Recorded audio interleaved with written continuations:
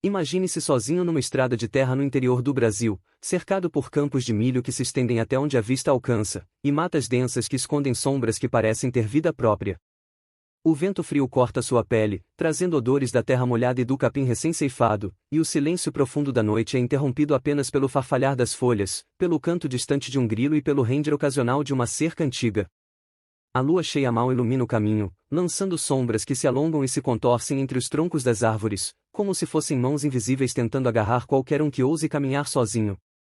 Nesse cenário aparentemente tranquilo, acontecem histórias que desafiam qualquer explicação racional, relatos que o povo da roça transmite de geração em geração, como se carregassem uma verdade que ninguém ousa desafiar. Você já se perguntou por que, em lugares isolados, alguns fenômenos escapam totalmente da lógica humana? Por que certas lendas rurais persistem, assustando e fascinando ao mesmo tempo? Hoje, você vai conhecer a primeira das 3 histórias assustadoras do povo da roça, um relato que prova que o terror não precisa de filmes ou efeitos especiais, ele acontece na vida real, na escuridão da noite e no coração do interior. A primeira história se passa numa pequena vila cercada por matas densas e campos de milho que se movem com o vento como ondas no oceano. Os moradores começaram a notar sinais estranhos, vacas inquietas que se recusavam a entrar no curral, cães que latiam sem motivo aparente, galhos quebrando sem que ninguém estivesse por perto. Zé Carlos, um agricultor conhecido por sua coragem e por nunca se deixar abalar por superstições, foi o primeiro a relatar algo mais concreto. Ele descreveu uma noite em que, voltando do curral carregando baldes de leite, percebeu uma figura encapuzada entre as árvores. Inicialmente pensou se tratar de um vizinho pregando uma peça, mas logo percebeu que a figura o seguia silenciosamente, mantendo sempre a mesma distância, como se brincasse de perseguir e ser perseguida. Cada passo de Zé parecia replicado pela figura, sem qualquer som ou sinal de vida. O frio na espinha aumentava a cada instante, o coração batia descompassado, e uma sensação de vulnerabilidade se infiltrava em sua mente. Ao chegar à porta de casa, olhou para trás e não havia ninguém. Nenhum sinal de pegadas, nenhum indício de passagem. Somente o silêncio absoluto, que parecia gritar dentro da noite. Ele passou horas acordado, sentado na varanda, observando o mato e tentando entender o que acabará de acontecer. Os vizinhos, ao ouvirem o relato, sentiram um misto de medo e curiosidade. Alguns lembravam de desaparecimentos antigos, ou de encontros com figuras que surgiam apenas à noite, sempre na mesma região, e que jamais foram explicados. Vocês também já sentiram que algo os observa quando não há ninguém por perto? Perguntou Zé a um grupo de vizinhos numa dessas noites de conversa silenciosa, olhando para cada rosto iluminado pela lamparina. Essa pergunta simples era suficiente para que cada um sentisse o arrepio percorrer a espinha, uma mistura de medo e curiosidade que prendia a todos à narrativa.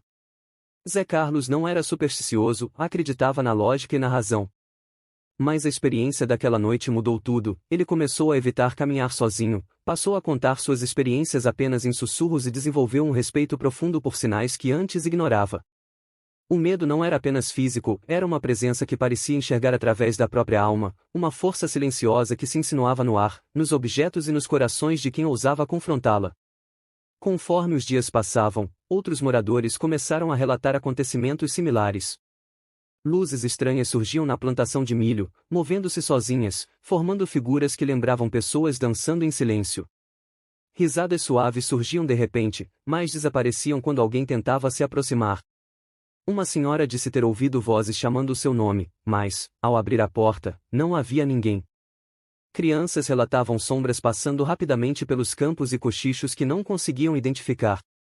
Cada relato aumentava o suspense e a curiosidade: seriam espíritos ancestrais? Seriam manifestações de algo que a lógica não consegue explicar? Cada pergunta se tornava um gatilho de tensão, prendendo o espectador à narrativa, como se a própria história chamasse pela atenção de quem a ouve.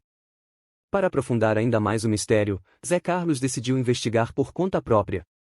Numa noite de lua nova, carregando apenas uma lanterna e seu ceticismo, caminhou até a clareira onde as luzes surgiam. Cada passo parecia pesado, como se a própria terra tentasse prendê-lo. O vento soprava de maneira estranha, e o som de folhas arrastadas lembrava sussurros de alguém invisível. O ar estava úmido e carregado, e o cheiro da terra molhada parecia intensificar cada sensação de medo. Ele começou a ouvir ruídos distantes de passos sobre a grama seca, mas sempre que virava, não havia nada. De repente, um grito ecoou, não humano, não animal, mas algo que arrepiava até os ossos mais resistentes. A adrenalina tomou conta, e ele correu sem olhar para trás.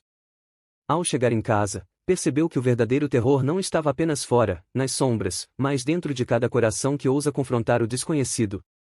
Enquanto Zé tentava se recuperar, a vila inteira começou a prestar atenção em sinais que antes passavam despercebidos, animais que se comportavam de maneira estranha, objetos que mudavam de lugar sozinhos, sombras que apareciam e desapareciam sem explicação. Uma noite, um vizinho relatou ter visto uma mulher vestida de branco andando lentamente pelo campo, carregando algo que parecia brilhar, mas quando se aproximou, a figura sumiu como se fosse feita de fumaça. Outro morador disse ter visto pequenas mãos surgindo entre os arbustos, tocando suavemente o chão, apenas para desaparecer no momento seguinte. Cada história adicionava camadas de suspense e curiosidade, mantendo todos atentos e receosos a qualquer movimento noturno. O clímax da primeira história aconteceu durante uma reunião noturna na casa de Zé Carlos, à luz de lamparinas. Os moradores compartilharam relatos antigos e recentes, e o medo compartilhado criou uma atmosfera intensa e palpável. Enquanto todos conversavam, uma luz intensa surgiu na plantação de milho e desapareceu rapidamente, deixando o grupo em silêncio absoluto. O coração acelerado, olhos arregalados, cada um sentiu a presença do inexplicável, a certeza de que algo maior, invisível e aterrador, estava ali. Alguns sussurraram nomes, outros tentaram racionalizar, mas o medo e a curiosidade permaneciam, misturados em uma tensão quase insuportável. O suspense final é reforçado com sons que só o espectador consegue imaginar, galhos quebrando, grilos que silenciam repentinamente, olhos brilhando na escuridão, o farfalhar do vento que parece carregar vozes antigas. Cada detalhe aumenta a imersão e mantém a atenção do público, que se pergunta a cada instante, o que vai acontecer a seguir? Que outros mistérios o interior esconde? Será que alguém realmente sobreviveu a tudo isso? Cada elemento é pensado para gerar tensão, prender a atenção e fazer o espectador sentir o medo do povo da roça. E antes de passarmos para a segunda história, é importante que você faça parte desta jornada. Inscreva-se no canal agora. Ao se inscrever, você garante que não vai perder os próximos relatos do povo da roça, histórias que desafiam a lógica, assustam e fascinam ao mesmo tempo. Se você acha que esta primeira história já é assustadora, espere até conhecer as próximas duas. Cada relato é mais intenso, mais perturbador e mais envolvente que o anterior, e você não vai querer perder nenhum detalhe.